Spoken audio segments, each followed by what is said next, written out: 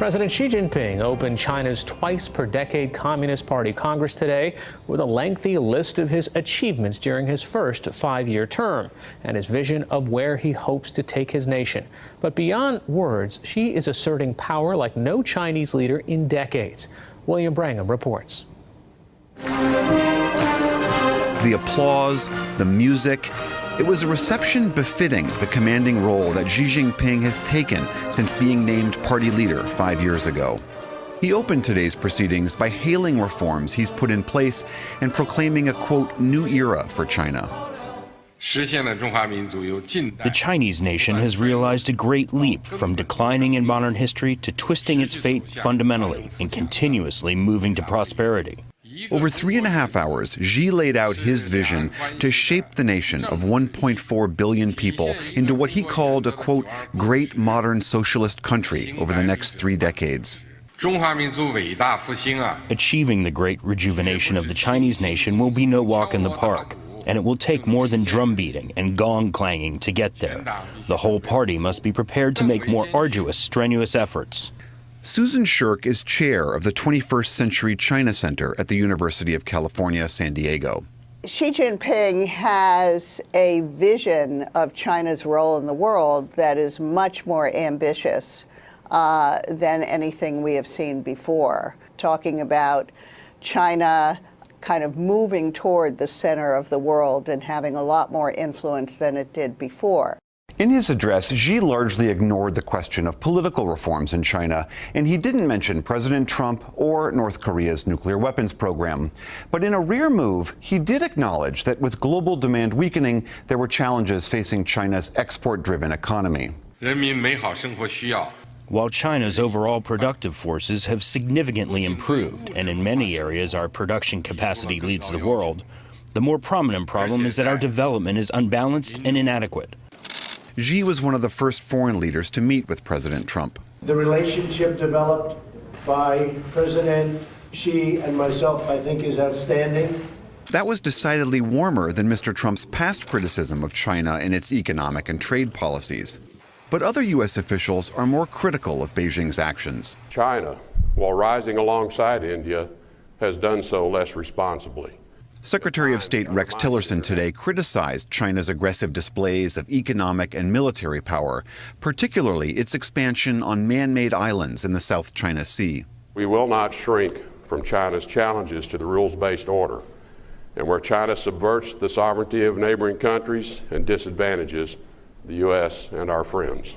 I think there are things to worry about in Chinese foreign policy. They're mostly related to these maritime sovereignty issues and to a kind of bullying in Asia. But the global ambition could turn out to be positive. Susan Shirk says China has filled a vacuum left by the United States' withdrawal from global agreements like the Trans-Pacific Partnership and the Paris Climate Accords. Perhaps the most important thing to watch for in the next few days is who Xi establishes as his likely successor.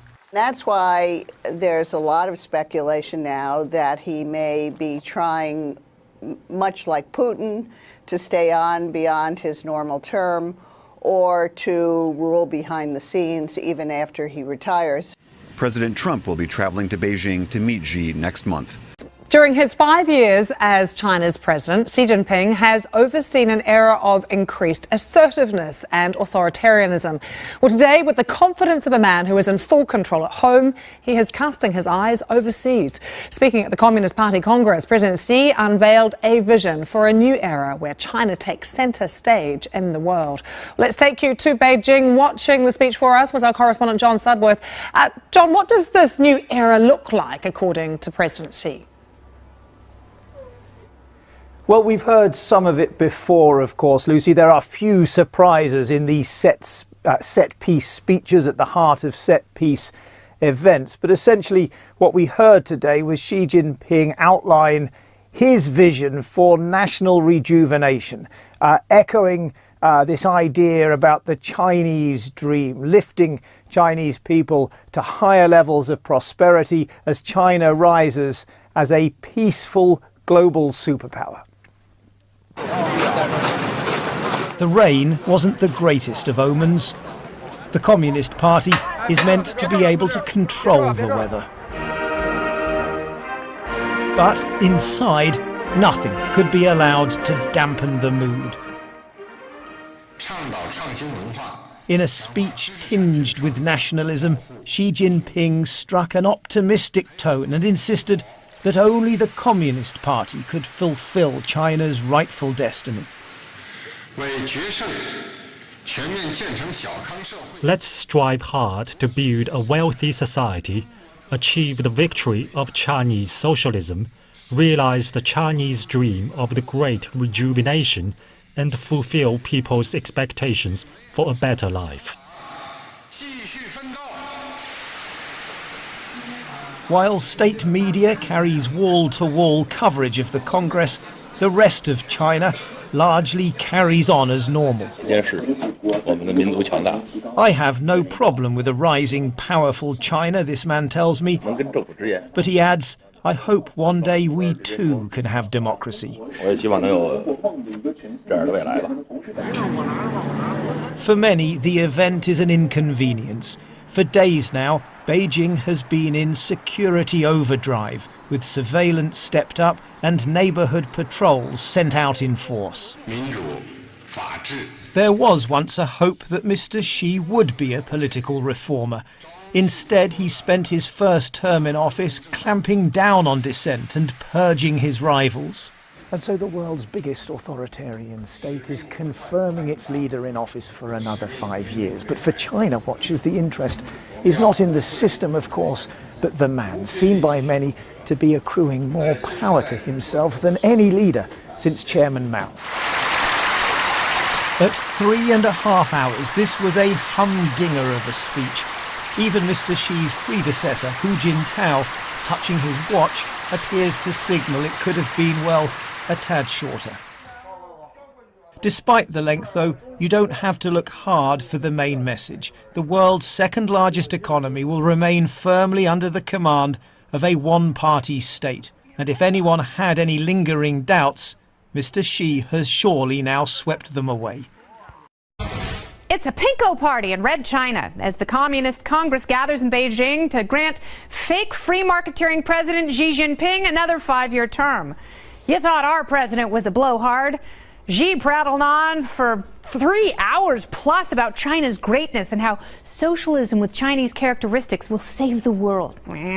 If there's anything great about the Chinese economy and their technology, it's because they've stolen all of our brilliant ideas and trade secrets from needy tech companies who cave to Chinese whims for market share. Our country loses an estimated $600 billion a year through this blatant intellectual property theft. And every time Apple or Amazon caves to Beijing's demands and opens the front door to China's thieves, it gives China an unfair advantage. They've also been engaging in slimy espionage of everything from defense subcontractors to the space shuttle. And they are so desperate to get a leg up, they're willing to amputate ours and glue it on to their own contracting economy. President Xi claims to want free trade, and that is great and glorious if it is truly free. If it's grubby pinko fingers or in our national cookie jar, well, their freedom is costing us way too much.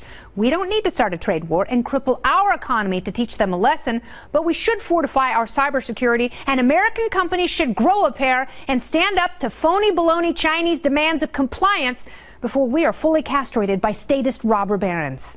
For more on this, we go to Surabh Gupta, policy specialist at the Institute for China-American Studies. Surabh, thanks for being here tonight. Let's talk about Xi Jinping first. Yes. Appointed to another 5-year term. How does this work?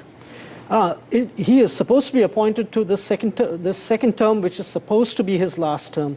He is a president who has accumulated enormous power and authority in the communist system. And therefore, there is this thinking that he will extend it beyond the 5-year term.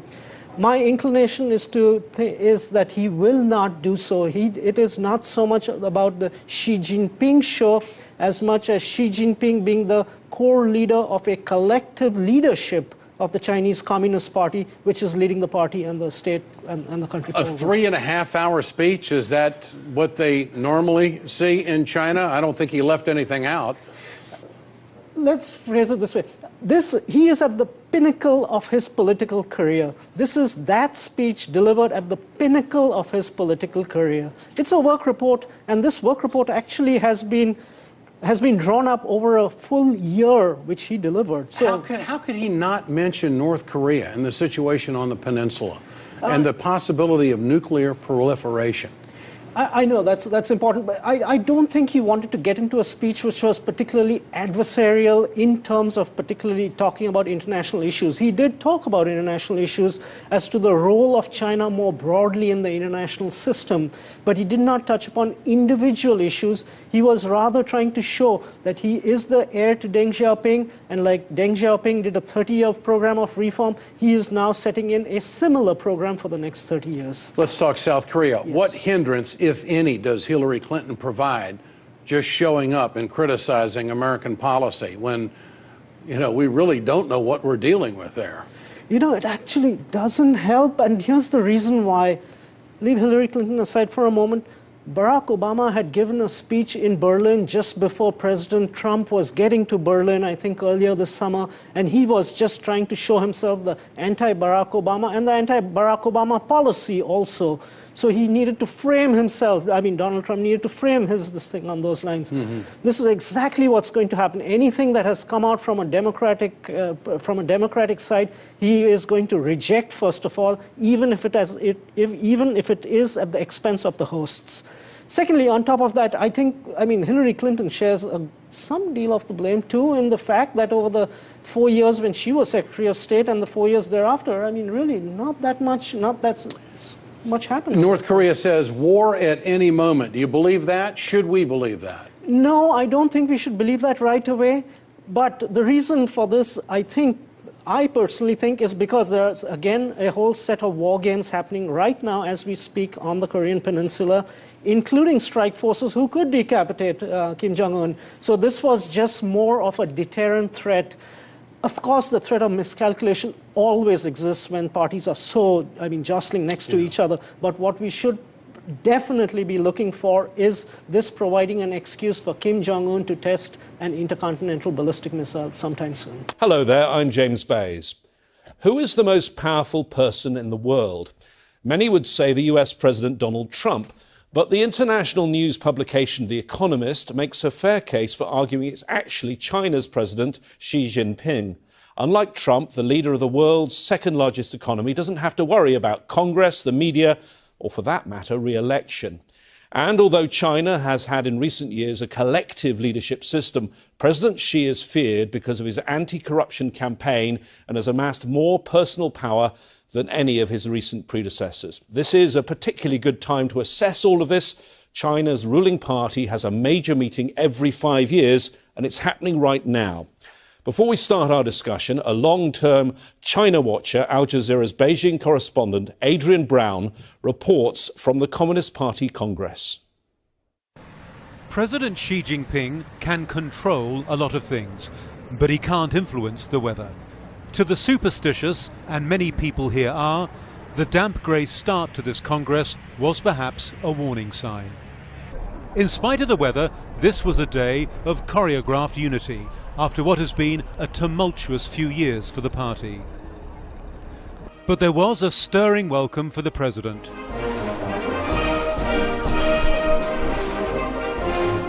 This is as close as the foreign media get to the opaque workings of China's Communist Party.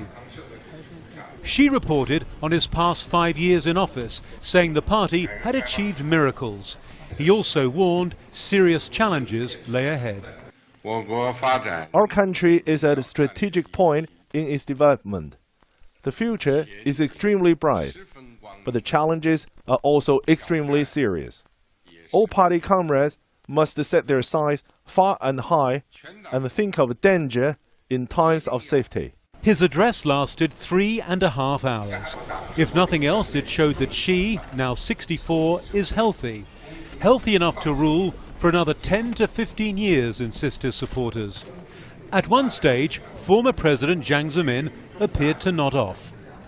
He was China's top leader 25 years ago, when I reported on the 14th Party Congress, as China began to experiment with capitalism.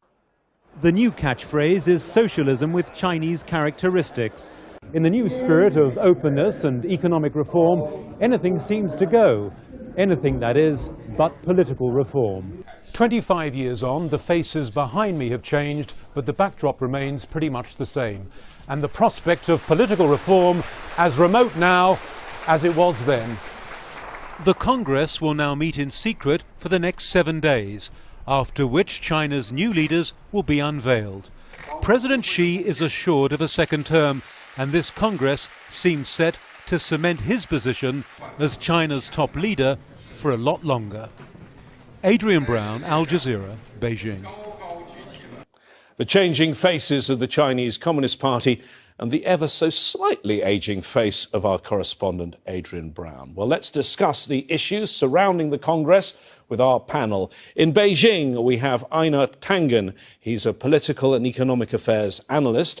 Joining us on Skype from New Delhi, Jabin Jacob, a fellow at the Institute of Chinese Studies. And in Washington, D.C., we have Isaac Stonefish, a senior fellow at the Asia Society's Center on US-China Relations. Welcome to you all. Einar, I'm going to start with you because you are there where things have been happening in Beijing. We heard the Chinese leader say that China had entered a new era. What will define this era? Well, quite frankly, a lot of the kind of things that he listed in his more than 3-hour intense discourse, very solidly delivered, quite a, let us say, a difference from a Twitter tweeting other major leader. But, I mean, seriously, the things that will define China are its outward push. How it deals with the Belt and Road Initiative. They also have challenges in North Korea, South and East China Seas, and how to deal with just the sheer size of their growth. Internally, they have issues that they have to address. But I think you saw within the document that he read, a very clear signal as to why he wants his party, his comrades to rally around this, why sacrifice is needed, and why they have to go along with this program. If I ask you, Jabin, what we mentioned earlier on, The Economist saying that President Xi is now the most powerful man in the world, would you agree with that, number one? And number two, explain to us how he has got more power, perhaps, in the last 5 years in the Chinese political system than some of his predecessors. Well, I think it's not quite as black and white as that, calling him the most powerful leader on the planet. He certainly has become quite powerful within China. But I think the events surrounding in the run-up to the Congress, as well as, the fact that we do not have a very clear picture yet of who the top contenders are for the Politburo Standing Committee, I think a lot of these things are still, up in the air. He has certainly become more powerful over the last 5 years by his very strong anti-corruption campaign. He has reined in the party's excesses.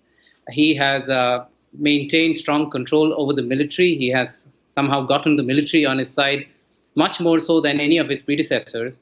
And I think he's done it because he sold a line to the ordinary people, as well as to the party cadre, as well as to the military, that he is out to change China, make China stronger, and his vision of making China stronger has buyers, especially at a time when the rest of the world, the United States especially, does not seem to be stepping up to the plate as far as leadership is concerned. So he's able to sell to the Chinese people that this is an opportunity that has arrived and China must take it. Isaac Stonefish in Washington, D.C. There are some that are saying that he's emerging as a transformational leader, perhaps like Chairman Mao or Deng Xiaoping. As you know, Chairman Mao established the communist state. Deng Xiaoping introduced economic reforms that transformed China. What is he going to be known for? I think it's good to insert a bit of hesitancy and skepticism. So from what we can see, Xi is becoming a more and more powerful leader, but there's just so much we don't know. We don't know what his relationship is with other members of the Standing Committee. We think it's quite good, but all we have are the tea leaves that we can see from the outside. We think he has a good relationship with the men who run the military. That's also something we don't know. So if we stick with the assumption that we're making that Xi is a very powerful leader and transformative in the way that Mao and Deng were, some things we might be able to expect is a far more assertive push internationally. You know, Chinese leaders like to talk about how their country is a developing one, not a developed one. We could actually see under Xi China going and potentially getting involved in conflicts or peace talks in the Middle East. We could see a more assertive Chinese stance on North Korea. We could see more assertive Chinese stance on the disputed islands in the South China Sea and on border issues with India. So there's a lot of different areas that Xi and China might decide to put a bigger push into.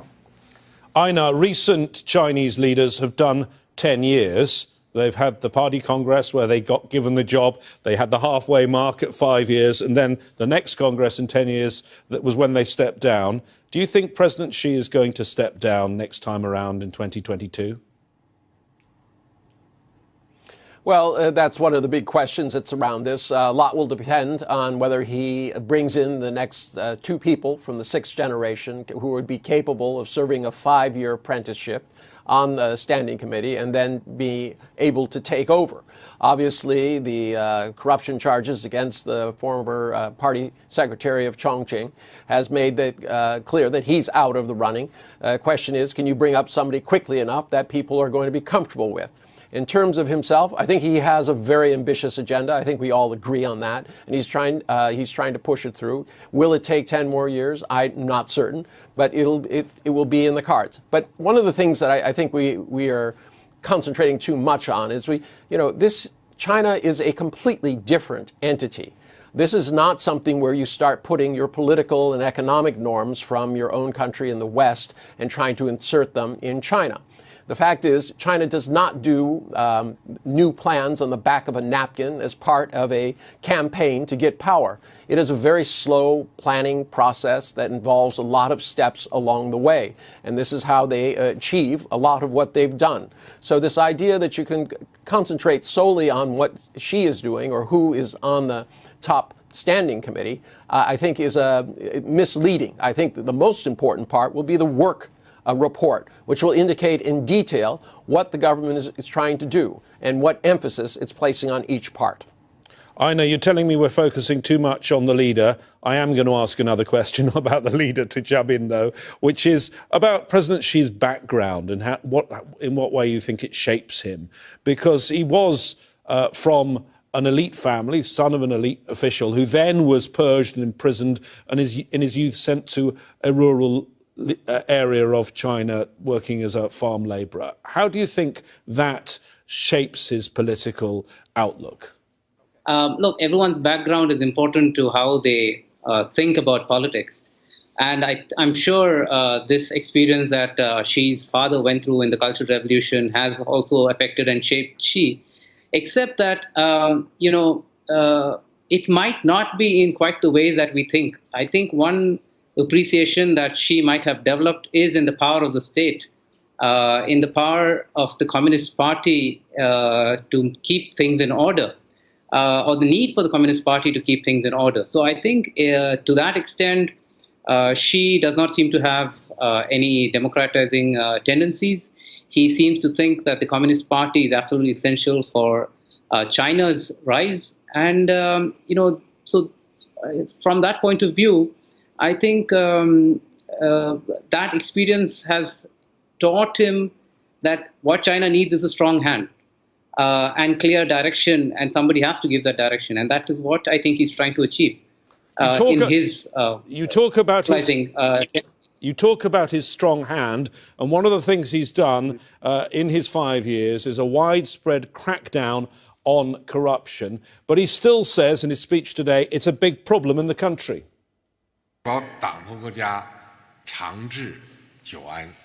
Corruption is the biggest threat faced by our party. We can only get out of the historical cycle and ensure the long-term stability of our party and our country if we persevere in the continuous fight against corruption to ensure that our government, its officials and policies are clean. Isaac Stonefish in Washington, D.C. He says this continues. This fight against corruption, does this help him politically too? Because one assumes you're cracking down on corruption. People are somewhat fearful of you. I think depending on how well he plays it. On the one hand, corruption is something that's very unpopular in China. There's a lot of frustration you have among a lot of people that local leaders or even national leaders are corrupt and not steering the country in the right direction.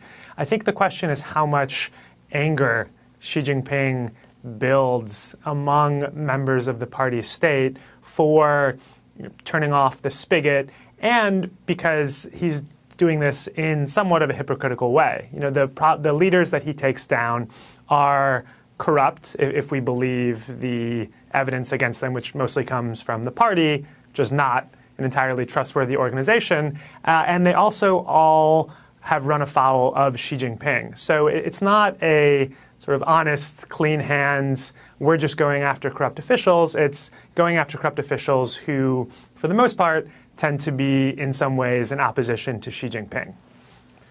Einar Tangen in Beijing, moving from corruption to the wider economy, what are the biggest risks facing the Chinese leadership over the next 5 years? Well, if you're talking internally, a lot of it goes around how to manage the economy. But once again, this is not a cookie-cutter Western democracy. The Chinese government has direct control over almost everything. So what you see is this kind of feeling the stones while crossing the river approach. They try something. If it works, they continue. If it doesn't, they abandon it and find something new. This is not something you can do. You know, if you look at the West trying to steer its economies through central banks, which is kind of trying to, cut a wheat field with a razor blade, versus China, who's able to literally say, this is where it's going to stop. We're going to close down these factories. We're going to move them. Things. Now, you might not like the system, but it is a part of the DNA of China that the people here expect the government to deliver some sort of decent living standards. And so far, China has done that. And I think they're going to continue. In terms of corruption, I'm not so certain that my American colleague is entirely correct. If you start looking at the number of officials who have actually been taken down, some of them received rises under Xi himself. And he has shown that he has a pretty even hand if he discovers that somebody has broken the rule.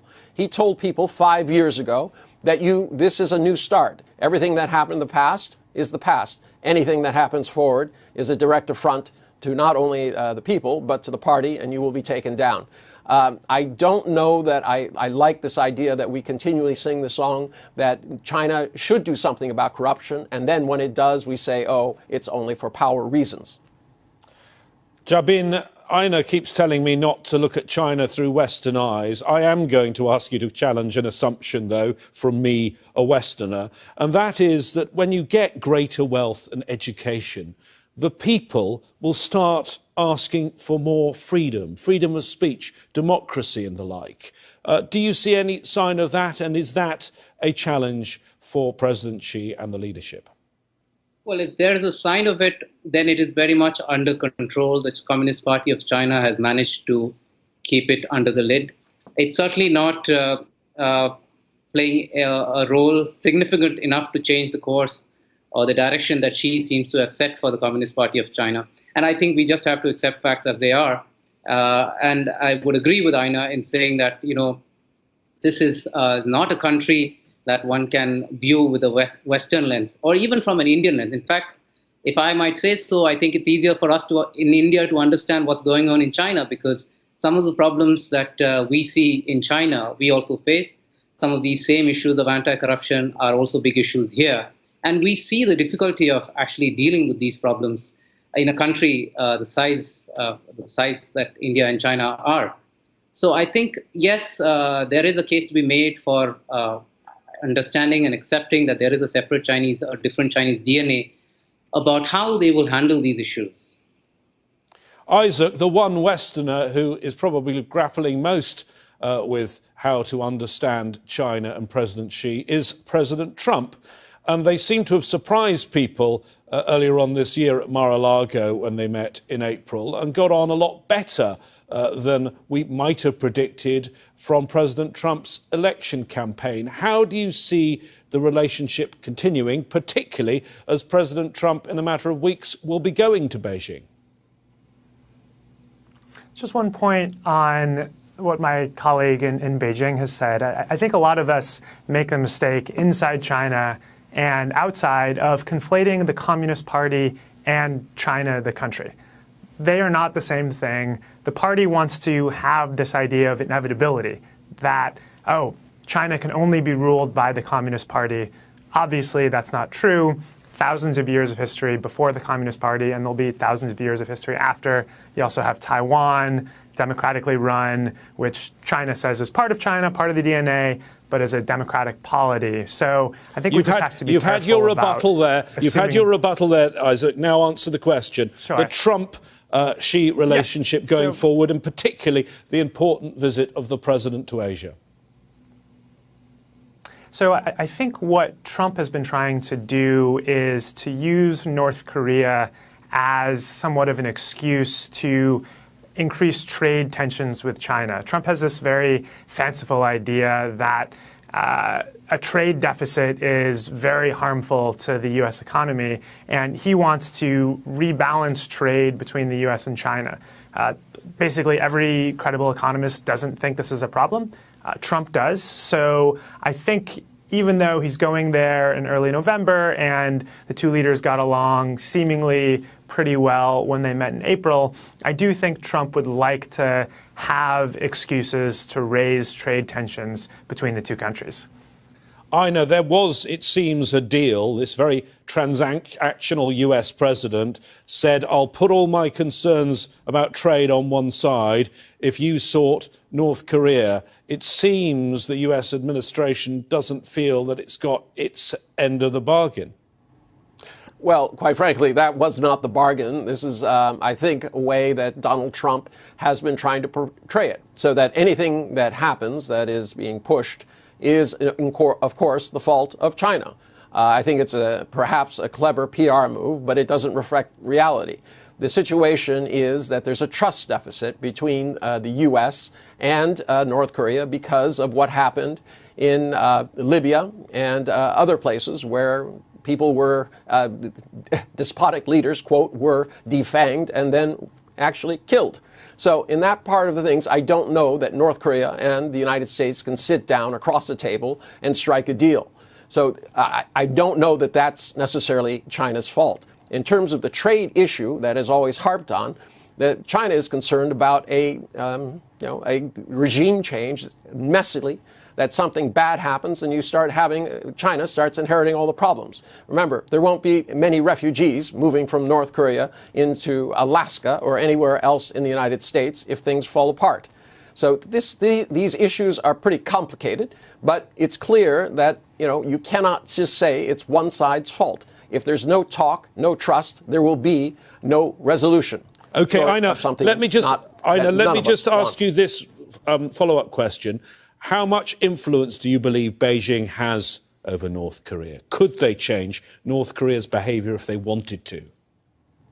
Not really. If you think back, every time that Xi Jinping has been near an international microphone, for some reason, this is the perfect time to fire off a missile or explode a nuclear bomb. You can just check that, and you'll see that that is the case. Xi is a very controlled person. He does not react to Donald Trump. He does not react to Kim, even though these are open provocations. The Chinese people are not happy about it. The Chinese government is not happy about it. Face is an important issue here. And young Kim seems to delight in making sure he puts Xi's face in the mud every opportunity he can. Okay, so that is in fact, Isaac, I saw you shaking your head a bit there. Very quickly, your view on that. I think China, as we all agree, is one of the world's most powerful countries. And if China were to decide that it wanted to push regime change in North Korea, or if it wanted to get Kim to stop with its missile tests, it has the ability to do so. Again, massive country. North Korea has always been in its sphere of influence. China just doesn't want to do that because it doesn't want the costs that would be associated with pushing North Korea to change. But I don't think we want to just blindly swallow the party line that China doesn't have any sway over North Korea, or that this is an issue just between the United States and North Korea. China is a very important partner in everything involving North Korea. Jabin, quickly from you, a last thought on that. How much is the issue of North Korea going to dominate now for the foreseeable future, US-China relations? Well, let me take a middle path on this. I think China is not without influence on the North Koreans. And at the same time, I think the North Koreans also know just how much to do to stay under the red line as far as China is concerned. I think the North Korean Communist Party has actually congratulated Xi on this particular Congress. So there is a limit to which North Korea will go, will stay under. And I also don't see at the same time that for all the reasons that were mentioned in the beginning, that because of the trust deficit between North Korea and the United States, that the North Koreans will seize their provocations. The Chinese certainly don't want American troops on their borders. They certainly don't want the North Korean regime to collapse. So as important as space might be, the North Korean regime's survival is just as important a national security consideration for the Chinese. Okay, and I just think... Jabin, thank you very much. Thank you to all our guests, Aina Tangin, Jabin Jacob and Isaac Stonefish.